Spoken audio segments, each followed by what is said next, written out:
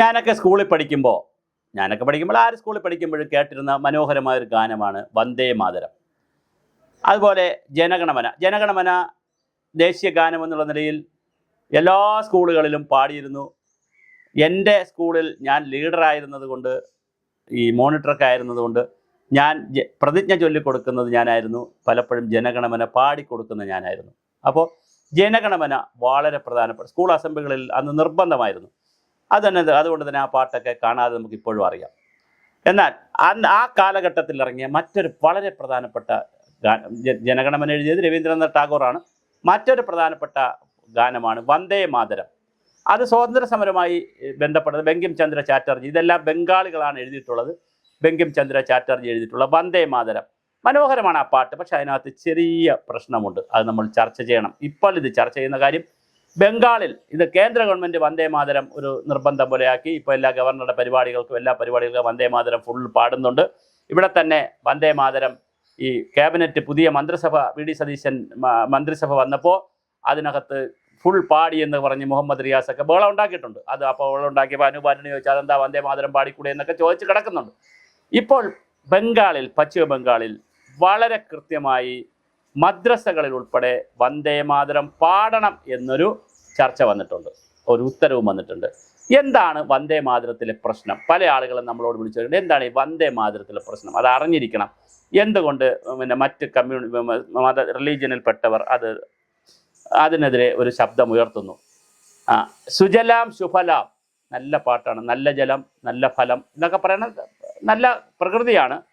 മലയജ ശീതളാം സസ്യശ്യാമളാം മാതരം വന്ദേ മാതരം. അപ്പോൾ പ്രകൃതിയെ ആദരിച്ചു. നമ്മളെല്ലാ പാട്ടുകളും ഭാരതത്തിൽ ആരംഭിക്കുന്നത് മറ്റേ ജനഗണമനയിലും പ്രകൃതി ഒരുപാടുണ്ടല്ലോ, നദിയും ഒക്കെ ഉണ്ടല്ലോ. ശുഭജോത്സനാം പുളകതയാമിനിയും ഫുല്ല കുസുമിത ദ്രുമദള ശോഭിണിയും സുഹാസിനിയും സുമധുര ഭാഷിണിയും സുഗതാം വരദ മാതം വന്ദേ മാതരം. അതായത് ആദ്യം പ്രകൃതി, പിന്നെ നല്ല സ്വഭാവം, നല്ല ഭാഷ, നല്ല ആചാരങ്ങൾ, ഇങ്ങനെ വരുന്നു കഴിയുമ്പോൾ കോടി കോടി കണ്ഠങ്ങളെ നിനാദ കരാളെ കോടി കോടി ഭുജൈദ്രുത കരവാളെ ഖേ ബോലോ മാ തുമി അബലെ ബഹുബലധാരിണിയും നമാമി ധാരിണിയും രിപുതല വാരിണിയും മാതരം വന്ദേ മാതരം. പിന്നെ മാതാവിന്, അമ്മയെ പ്രകീർത്തിക്കുന്നു, ഭൂമിയെ പ്രകീർത്തിക്കുന്നു. അതെല്ലാം വളരെ രസകരമാണ്. കാരണം ഇത് വളരെ കൃത്യമായൊരു ദേശസ്നേഹം കൊണ്ടുവരുന്ന പാട്ടാണ്.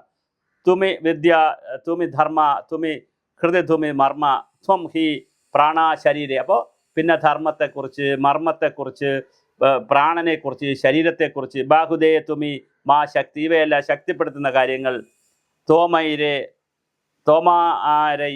തോമാരൈ പ്രതിമ ഗന്ധി മന്ദിരെ ഗഡിമന്ദിരെ മന്ദിരെ വന്ദേ മാതരം. ഇതെല്ലാം ഈ പറഞ്ഞതുപോലെ പ്രകൃതിയെയും അമ്മയെയും മനുഷ്യരെയും ഒക്കെയാണ്. ഇനിയാണ് ചെറിയൊരു വിഷയം വരുന്നത്. ത്വം ഹി ദുർഗ ദശപ്രഹരണധാരിണി കമലദള വിഹാരിണി വാണി വിദ്യാദായിനി നമാമി ത്വം. അതായത് ഈ ദൈവങ്ങളെയും കൂടി, ഹിന്ദു ആചാരങ്ങളിലുള്ള ദൈവങ്ങളെയും കൂടി, ദുർഗയൊക്കെ കൂടി ആചരിക്കണം, അല്ലെങ്കിൽ അതിനെ നമിക്കണം എന്ന് പറയുന്നൊരു ഭാഗമുണ്ട്. വിഗ്രഹാരാധനയെ കൃത്യമായി എതിർക്കുന്ന മുസ്ലിം സമുദായത്തെയും അതുപോലെ തന്നെ ഹൈന്ദവ ആചാരങ്ങളിൽ വിശ്വസിക്കാത്ത ക്രിസ്ത്യൻ സമുദായത്തെയും മറ്റ് സമുദായങ്ങളെ സംബന്ധിച്ചിടത്തോളം ഇതൊരു ചെറിയ പ്രശ്നമുണ്ട് സ്കൂളുകളിലൊക്കെ ഇത് അവതരിപ്പിക്കുമ്പോൾ. അതുകൊണ്ടാണ് ഈ ഭാഗം ഒഴിവാക്കിയിട്ടാണ് നെഹ്റുവിൻ്റെ കാലത്ത് മുതൽ വന്ദേ മാതരം പാടിയിരുന്നത്. എന്തായാലും നമാമി കമലാം അമലാം അതുലാം സുജലാം സുഫലാം മാതരം വന്ദേ മാതരം. ശ്യാമളാം സരളാം സുസ്മിതാം ഭൂഷിതാം ധരണീം ഭരണീം മാതരം വന്ദേ മാതരം. പാട്ടൊക്കെ വളരെ മനോഹരമാണ്. ഭൂമിയെ, അമ്മയെ, അതായത് മാതാവിനെ, പ്രകൃതിയെ, പിന്നെ ശരീരത്തെ, സകല ചരാചരങ്ങളെയും ഒക്കെ ആദരിക്കണം, ബഹുമാനിക്കണം, അതുമായിട്ട് സഹകരിക്കണം, സഹവർത്തത്തിൽ പോകണമെന്നൊക്കെ പറയുന്ന ഭാഗമെല്ലാം നല്ലതാണ്. ഇന്ത്യയിൽ എല്ലായിടത്തും അത് പാടേണ്ടതാണ്. മദ്രസകളിലും എല്ലായിടത്തും അത് പാടണം. പക്ഷേ ഈ വിഗ്രഹാരാധനയെ ബന്ധപ്പെടുത്തി വരുന്ന 2-3 ലൈൻസ്, അത് വരുമ്പോഴാണ് വിവാദങ്ങൾ ഉണ്ടാകുന്നത്. അത് വേണോ വേണ്ടേ എന്നുള്ളതിനെ സംബന്ധിച്ചാണ് തർക്കം. അത് സ്വാഭാവികമായി ഒരു ബഹുസ്വര രാജ്യത്ത് ഇതില്ലാതിരിക്കുന്നതാണ് നല്ലത് എന്ന് നെഹ്റു എടുത്തൊരു തീരുമാനമുണ്ട്. അത് ഒരുപക്ഷെ മുസ്ലിങ്ങൾക്ക് വേണ്ടിയിട്ട് സഹായിക്കാനോ അല്ലെങ്കിൽ ക്രിസ്ത്യാനികളെ സഹായിക്കാനോ ഹിന്ദുക്കളെ ഒന്ന് ഇടിച്ചു താഴ്ത്താനോ ഒന്നും ആയിരുന്നില്ല. ഒരു ബഹുസ്വര രാജ്യമായതുകൊണ്ട് തന്നെ ഒരു കാര്യം നിർബന്ധമാക്കുമ്പോൾ അതിനകത്ത് ഏതെങ്കിലും ഒരു വിഭാഗത്തിന് ബുദ്ധിമുട്ടുണ്ടാകുന്ന അല്ലെങ്കിൽ അവർക്ക് അക്സെപ്റ്റ് ചെയ്യാൻ പറ്റാത്ത ഭാഗം മാറ്റണം എന്നുള്ള വലിയൊരു ചിന്തയായിരുന്നു അതിനകത്ത് കിടന്നത്.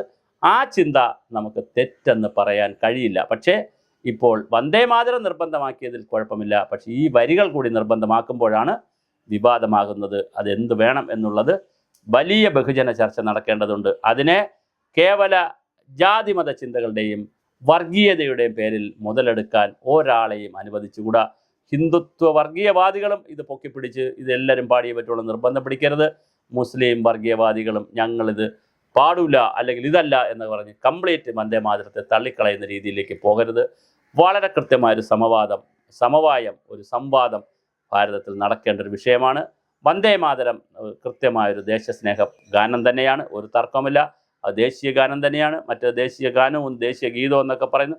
അതിനെ ആക്ഷേപിക്കാനും കഴിയില്ല. എങ്കിൽ ഇനിയിപ്പോൾ ആക്ഷേപിക്കാൻ ജയിലിൽ കിടക്കേണ്ടി വരും. കാരണം ദേശീയ പതാക, ദേശീയ ഗാനം, ദേശീയ ഗീതം ഇതിനെയൊക്കെ അപലപിക്കുകയോ മോശമായി പറയുകയോ ചെയ്താൽ കുറ്റമാണിപ്പോൾ, ക്രിമിനൽ കുറ്റം വരും. അതുകൊണ്ട് അതിൻ്റെ ഒന്നും ആവശ്യമില്ല. പക്ഷേ ഒരു സംവാദം, ഒരു ചർച്ച ഭാരതത്തിൽ നടക്കണം, വളരെ കൃത്യമായി നടക്കണം. ഈ ഭാഗം 2-3 ലൈനുകൾ ഉൾപ്പെടുത്തണോ വേണ്ടേ എന്നുള്ള ഒരു ചർച്ച വളരെ അത്യാവശ്യമുണ്ട്.